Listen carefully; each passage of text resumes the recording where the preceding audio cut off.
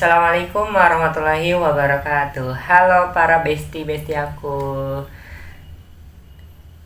Kembali lagi ke channel Hikamas. Channel ini membahas terkait dengan kasus kriminal yang terjadi di Indonesia, atau kasus yang kita itu membuat reaksi akan kok bisa ini terjadi di Indonesia. Jadi buat teman-teman yang baru ngeklik video ini, jangan lupa untuk di subscribe, like, dan gak di komen ya, untuk menambah berkembang pada channel ini. Oke, kali ini kita akan membahas terkait dengan seorang mahasiswa berasal dari Madura yang dibunuh serta dibakar oleh kekasih atau pacarnya sendiri. Bagaimana sih kronologinya dan apa yang melatar belakangi ini terjadi, dan apa hikmah yang kita dapatkan pada kasus kali ini. Jadi disimak sampai dengan selesai ya teman-teman. Oke, kali ini kita akan membahas terkait dengan profil terlebih dahulu. Siapa sih korban dan siapa sih pelakunya tersebut? Yakni korban itu bernama EN Junianti. Yakni beliau merupakan pasangan dari suami dan juga istri dari ayahnya dan juga ibunya. Ibunya bernama Ibu Sri Rahayu, yang dimana pamannya juga ikut speak up akan kejadian ini gitu, yakni Bapak Ikhwan di sana. Nah, dan beliau ini saat ini memang lagi berkuliah juga ya di universitas yang ada di Madura di semester 5 gitu ya, di Fakultas Pertanian di daerah Madura sana, atau di UTM, yakni Universitas Tronojoyo di Madura, yakni berusia sekitar 20 tahunan ya, semester 5 sekitar segitulah ya. Lalu beliau ini memiliki hubungan dengan seorang laki-laki atau pria yang juga di luar dari kampusnya yang berada di UTM tersebut gitu ya. Siapa? Yakni beliau bernama Muhammad Maulidi Al-Ishaq, berusia 21 tahun, yang dimana beliau berkuliah di semester 7 juga ya, semester 7, berarti berbeda sekitar 1 tahun, berusia 21 tahun saat ini, dan kuliah di Fakultas Pertanian yang berada di Sekolah Tinggi Ilmu Tarbiyah Al-Ibrahimi. Jadi sebetulnya kalau kita lihat dari background pendidikannya, kok bisa ya seorang yang berkuliah di keislaman, fakultas ilmu tarbiyah, tapi kok melakukan hal seperti ini gitu ya. Ya sebetulnya kita nggak menyalahkan akan agamanya, tapi oknum yang melakukan ini tidak mencerminkan dari kuliah di tempat fakultas yang berada di keislaman gitu ya. Nah, ini sangat miris sekali, sudah mencoreng nama kampusnya, mencoreng dirinya, bahkan mencoreng dari keluarganya sendiri gitu ya. Nah, memang ini berlokasi si Maulida gitu ya, atau Maulidi itu rumahnya itu di daerah desa Lantek Timur, Kecamatan Galis, Bangkalan, Madura, Jawa Timur ya, Jawa Tengah gitu ya. Bagaimana sih kronologinya ini bisa terjadi gitu ya, dan ya kenapa ini melatar belakang hal ini gitu ya. Kita awali memang dari awalnya memang Maulidi atau seorang pacarnya ini, yakni bernama TEN. TEN ini merupakan anak yang cukup berprestasi ya teman-teman. Istilahnya tuh nggak macem-macem gitu. Ketika ini menurut dari Ibu Sri Rahayu, ibunya memang ya ketika ikut pendidikan yang ada di kampusnya itu memang saat itu lagi ada praktikum gitu di daerah yang berbeda dari tempat ia tinggal gitu. Jadi sebetulnya ia mengabarkan juga lagi praktikum dan ngirimkan fotonya gitu. Nah itu ada fotonya yang memang lagi melaksanakan praktikum, dan juga ya terus cerita sama ibunya lagi apa dan gini-gini. Jadi ya cukup ini aktif juga mengabarkan kepada orang tuanya akan hal-hal yang dia lakukan, aktivitas sehari-harinya gitu ya. Karena hubungan antar anak dan ibu memang cukup erat di sana gitu. Nah, lalu memang ya pada saat semester 1 sampai 4 ya seperti itu gitu ya terus dilakukan. Nah, ketika memasuki semester 5 ya namanya masih menuju after remaja ke dewasa gitu ya, masih dikatakan remaja lah ya, yang juga ada timbul rasa suka, ada timbul rasa memikat akan hati seorang pria, maupun sebaliknya dari si Maulidi ini juga ada ikatan untuk menyukai seseorang yang juga dilihat, yakni THN ini gitu ya, yang dimana ini memang ya sebetulnya tidak disampaikan secara gamblang gitu ya kenalannya. Tentunya kenalan ini di media sosial juga gitu ya, yang memang itu temannya sendiri itu akhirnya kayak kenalan dan juga mengetahui siapa si antar kedua orang ini gitu. Akhirnya ya PDKT, lalu memasuki ada tahap dimana mereka ini ya ada hubungan tertentu yakni pacaran gitu.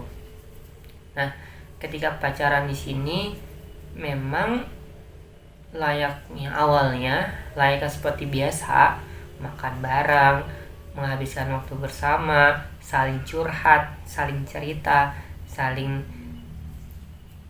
ya mendukung antar satu dengan yang lain, saling support gitu ya. Jadi yang gak ada apa-apa, gak ada macam-macam yang di luar yang kita pikirkan di awal-awal gitu ya. Nah, lalu ketika sudah memasuki hubungan pacaran yang juga udah lumayan makin dekat, terus ketemu gitu ya, memang istilahnya tuh dua kampus ini ya nggak terlalu jauh lah ya, sama kayak aku kan di Bandung ya, jadi seperti anak ITB ya juga pacaran kepada anak UPI gitu ya, atau UIN, memang satu daerah juga di sana gitu. Nah jadi ya cukup naik motor juga bisa gitu loh, bukan yang harus naik kereta atau yang berbeda pulau atau bahkan beda negara gitu. Jadi ya cuman beda kampus doang. Nah suatu ketika ya seperti biasa lagi gabut dari si Kang Maulidi ini, lalu minta untuk si THN ini datang gitu ke rumah atau ke kosan lah ya sebutannya gitu ya, ke kos, yang juga ya memang sudah biasa dilakukan aktivitas di kos bareng dengan nonton bareng. Nah lalu entah karena memang ada setan yang merasuki, entah karena memang ada ya hal-hal yang seperti itu terjadi gitu ya, dimana yang meminta ya karena memang ada setan yang juga hasrat nafsunya ini sangat bergejolak di sana, ya akhirnya tertarik untuk melakukan seperti itu, hubungan badan gitu. Nah ketika itu memang sekitar di bulan Oktober lah ya, Oktober, November, Desember gitu, di sekitar bulan September Oktober melakukan hal-hal yang seperti itu kepada dirinya sendiri gitu ya. Jadi memang istilahnya tuh ya tidak hanya sekali, tapi juga ada beberapa kali, mungkin 2 atau 3 kali melakukan hal-hal yang seperti itu. Mungkin karena pertama masih percobaan, lalu kedua ya lama-lama jadi pengen lagi gitu ya, jadi melakukan hal seperti itu gitu, yang dimana memang ketika melakukan seperti itu ya tidak menggunakan pengaman apapun, ya sebenarnya tidak maksudnya ya disalahkan juga gitu ya, di luar pernikahan ini melakukan hal-hal yang seperti itu.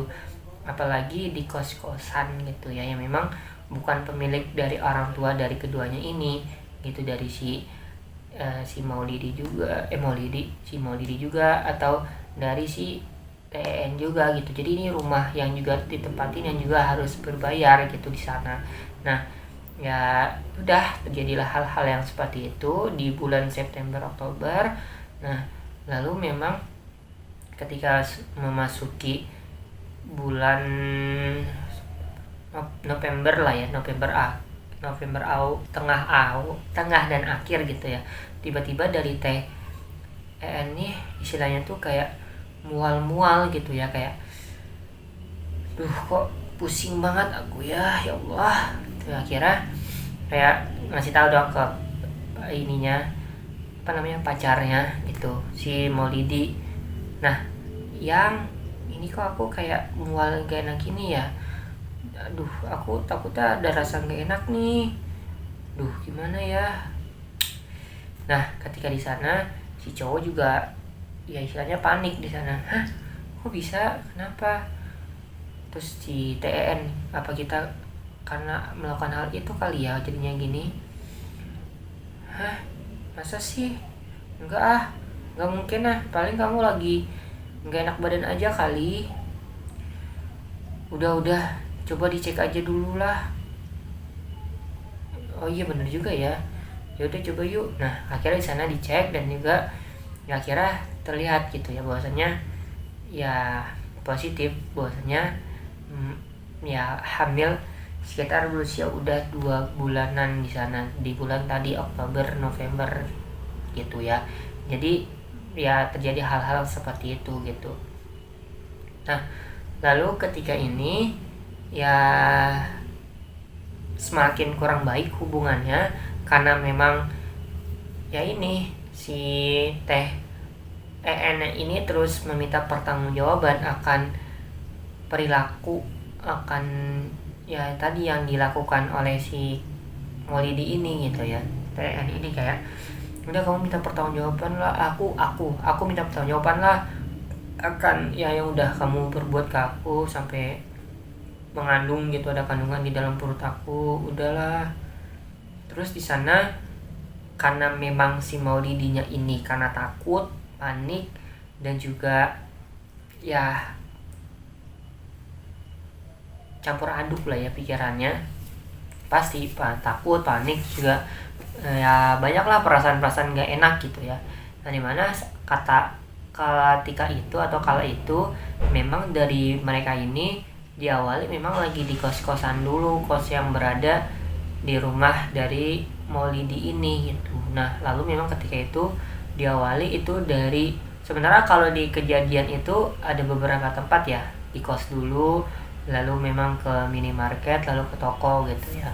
Nah, lalu ketika itu ke minimarket untuk ya menggugurkan dari janinnya ini dengan cara banyak hal, dengan adanya mengonsumsi buah tapi nggak bisa. Terus juga pada kala itu di awal Desember gitu ya, tadi kan kita berbicara kejadian itu di November akhir lah ya. Nah, ketika 1 Desember tepatnya di hari Minggu itu ya mereka nih lagi pergi lah ya, sekitar sore lah ya, tadi yang udah aku bilang, dimulai dari kosnya dari Kang Maulidi ini.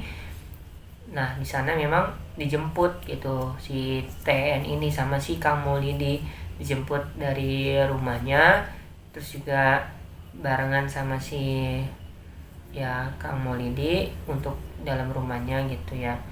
Nah, kayak cekcok di sana, ada perdebatan di sana untuk coba kamu tanggung jawab gini bla bla bla bla bla. Nah, pada akhirnya di sana mencoba untuk menggugurkan janinnya ini dengan cara tadi ke minimarket lah untuk beli buah, terus ke toko buah, minimarket untuk ya itulah membeli sesuatu di sana, terus juga ke minimarket, ke toko buah untuk menggugurkan dari ininya. Terus juga karena itu memang sekitar jam 18 sampai dengan jam 19 atau jam 6 sampai dengan jam 7 malam itu memang ya terus masih ada percekcokan di sana gitu ya. Itu di daerah ya di daerah sana, yakni di daerah tempat pemotongan kayu di Kecamatan Galis gitu ya, atau Saumili gitu. Nah, memang kejadian itu ya di hari Minggu malam gitu ya.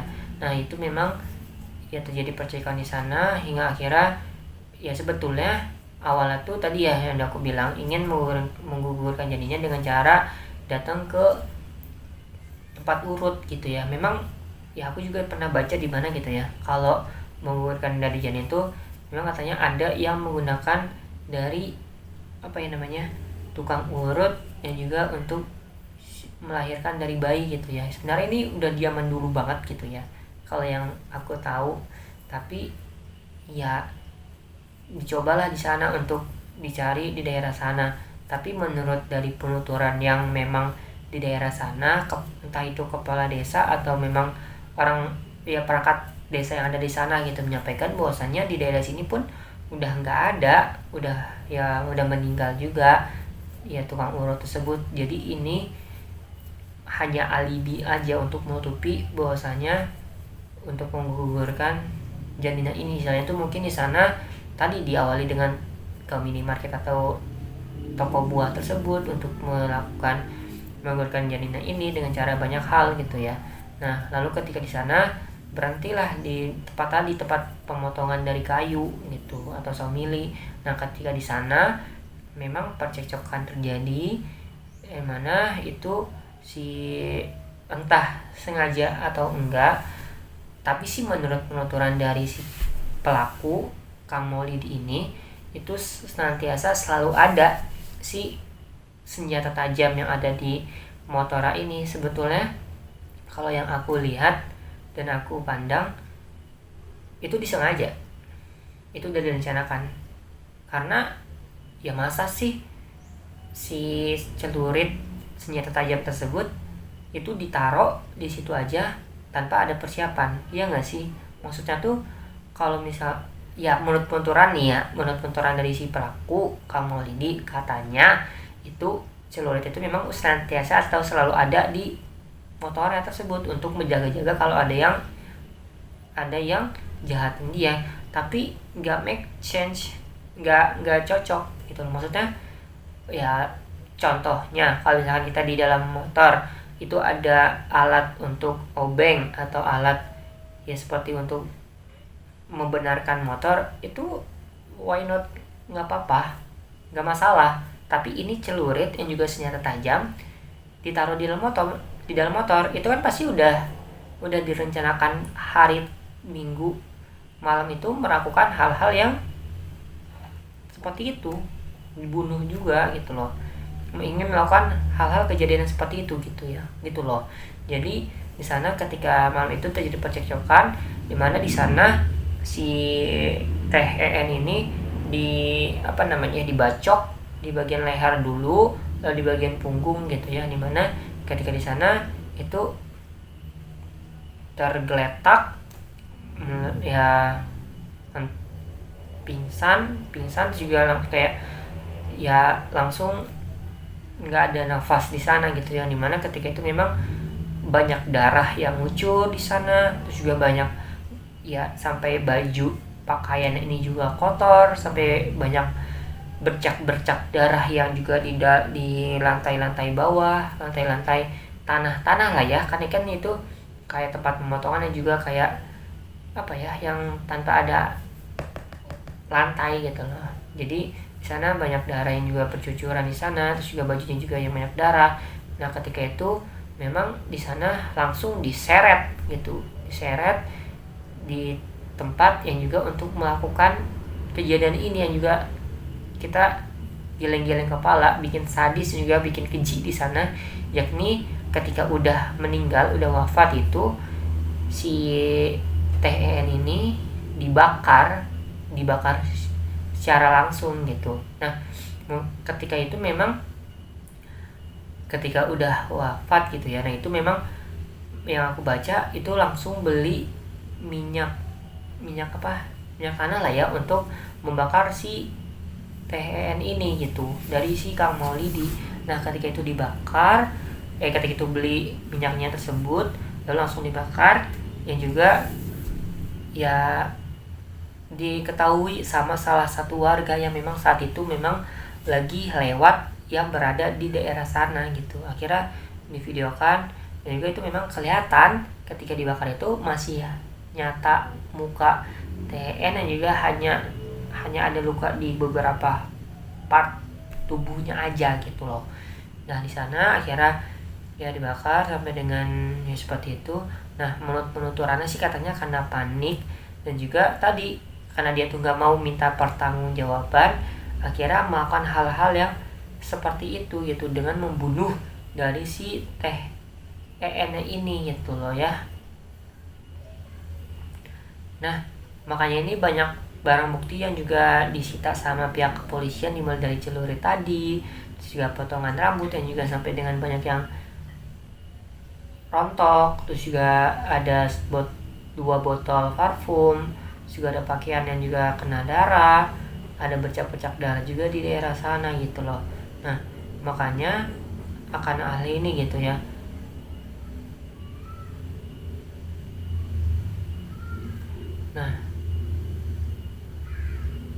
Nah makanya akan hal ini itu si pelaku dijerat dengan pasal 338, yang dimana itu sebenarnya awalnya ini pembunuhan biasa gitu ya. Nah ada indikasi, ada dugaan bahwasanya juga perencanaan pembunuhan yang tadi sudah aku sampaikan gitu ya, karena memang ya orang normal mana yang bawa celurit atau senjata tajam di dalam motor karena alasan takut dijahati oleh orang. Ya nggak sih teman-teman, kalau kita berpikir normal pasti ini sudah direncanakan untuk membunuh si ya pacara ini, si TEN ini gitu loh. Jadi ya ini jadi ya miris juga ya gitu alasannya. Makanya dengan adanya ini dikenakan dengan pasal 338 pembunuhan biasa dulu dengan ancaman 15 tahun penjara. Ketika ada indikasi ini terjadi perencanaan pembunuhan, ini naik lagi statusnya gitu loh dengan adanya di pasal 380 KUHP dengan ancaman 20 tahun penjara, dan juga atau ancaman dibunuh hukuman mati gitu ya, dengan adanya kasus dan perilaku yang telah diperbuat oleh si Kang Maulidi ini gitu. Nah dari sana di TV One juga gitu ya, yang juga di sana orang tua Ibu Sri Rahayu gitu ya, dimana juga ini cukup terpukul dengan adanya kasus ini gitu ya, dimana itu menyampaikan adanya keadilan bagi dirinya dan juga keluarganya gitu loh, akan ditinggalkan dari anaknya ini karena ya udah nggak wajar di sana gitu loh.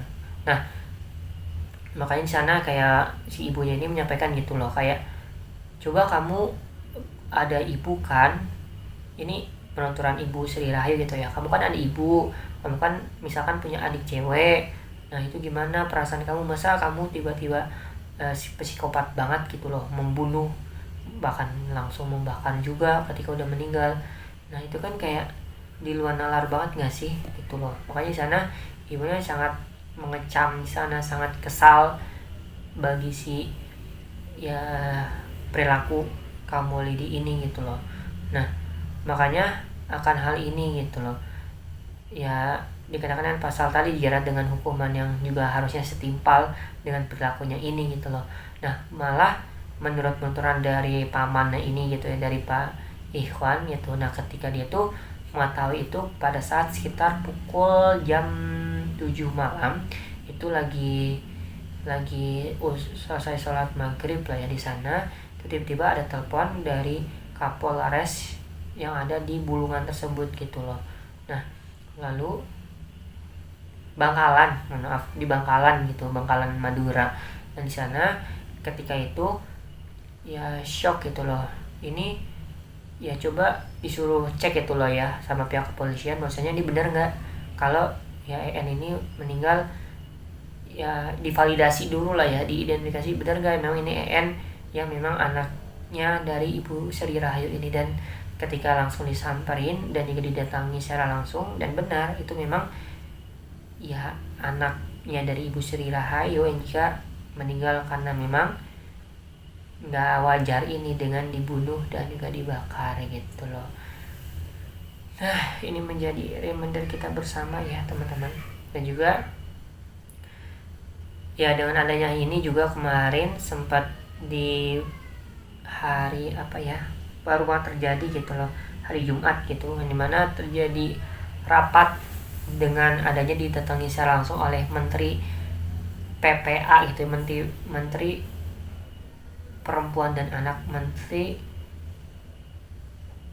ya Perlindungan Perempuan dan Anak, dan juga ini untuk meminta untuk pelaku ini dihukum dengan seberat-beratnya atas perbuatannya ini gitu loh. Nah, gimana ini gitu loh, PJ Bupati juga menyampaikan, PJ Bupati Bangkalan gitu ya, dimana Pak Arif ini, dan juga saat ini memang ya pihak Pemprov dan juga Kapolres Bangkalan mengawal proses hukum ini hingga tuntas dengan baik gitu loh. Nah, makanya di sini disampaikan juga oleh Bapak Febri Ismanjaya tadi ya, mengawal kasus ini dengan baik, dan juga Pemda bersama DPRD juga lagi membahas terkait dengan rancangan peraturan daerah terkait dengan jadi itu ya, kesetaraan akan gender gitu, serta perlindungan akan perempuan dan juga anak agar tidak terjadi hal yang serupa lagi, kejadian-kejadian yang seperti ini lagi gitu loh. Nah, makanya sini alhamdulillah mendapatkan perhatian dan juga mendapatkan banyak simpatisan juga akan kejadian ini, karena itu kita geleng-geleng kepala karena dibunuh juga, dibakar juga, jadi kayak sangat sadis dan keji banget akan pelakunya ini gitu loh. Nah, ya ini menjadi reminder kita bersama ya teman-teman, untuk senantiasa ketika bergaul, ketika memiliki hubungan itu tidak lebih untuk sekedar ya yang diperbolehkan oleh norma yang ada di sosial dan juga norma yang ada di agama gitu loh, tidak melakukan hal yang di luar nalar, hubungan badan lah, ya hal-hal seperti itulah terjadi, dan ya maybe terjadi hal-hal yang kayak gitu karena memang katanya itu si Kang Maulid ini diancam sama si TEN, diancam katanya mau dilaporin ke polisi karena nggak mau bertanggung jawab, ya kira terjadi hal seperti itu. Nah, makanya di sini itu tidak melakukan hal-hal seperti itu gitu loh. Kita semua yang memang memiliki hubungan, dan ya ketika memiliki hubungan is okay, hanya sekedar teman, tanpa bebas sih sebenarnya, ada rasa juga boleh, nggak ada rasa juga boleh, hanya sekedar teman. Tapi ya kalau ada rasa pun selayaknya seperti teman biasa, tidak melakukan hal-hal yang di luar nalar, hubungan badan lah, mabuk lah, atau hal yang lain lah gitu loh, yang juga peraturan norma-norma yang di masyarakat dilanggar juga di sana gitu loh.